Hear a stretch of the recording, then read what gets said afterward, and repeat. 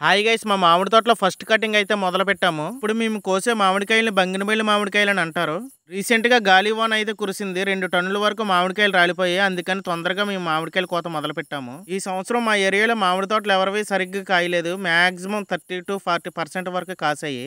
మేము May first week మామిడికాయల కోత మొదలు పెడదాం అనుకున్నాము. కాకపోతే వర్షాలకి తుఫాన్లకి భయపడి తయారైన కాయల్లో కోసేస్తున్నాము. ప్రస్తుతానికి చెట్టునున్న మామిడికాయలన్నీ కొయ్యడానికి అవ్వదు. తయారైన కాయలు మాత్రమే కోస్తాము. మళ్ళీ 20 రోజులు గ్యాప్ ఇస్తే ఈ చెట్టునున్న కాయలన్నీ తయారవుతాయి. అప్పుడు మొత్తం కటింగ్ అయిపోతాయి. మా మామిడి తోటకి రాయపూర్ నుంచి ఒక బయర్ వచ్చారు. కోసిన మామిడికాయలన్నీ రాంచీకి ఎక్స్పోర్ట్ చేస్తారట వాళ్ళు. మేము మామిడికాయలు కోసి వాళ్ళకి అప్పచెప్పినంత వరకే మా బాధ్యత. ట్రాన్స్పోర్ట్ అది మాకు సంబంధం లేదు. వాళ్ళే బండికి లోడ్ చేసుకొని తీసుకువెళ్తారు. కోసిన మామిడికాయలన్నీ చెట్టు కింద ఒక గంట సేపు ఇలా వదిలేస్తాము. అప్పుడు జీడి ఉంటది కదా, జీడి మొత్తం ఆరిపోతుంది. మామిడికాయకి జీడి ఆరకపోతే మచ్చ వచ్చేస్తుంది. కాయ కూడా షైనింగ్ ఉండదు. ప్రస్తుతానికి నేను ఏ ఆర్డర్లు తీసుకోవట్లేదు. తోటలో కొంచెం బిజీగా ఉండడం వల్ల ఆర్డర్ తీసుకోవడానికి అవ్వట్లేదు.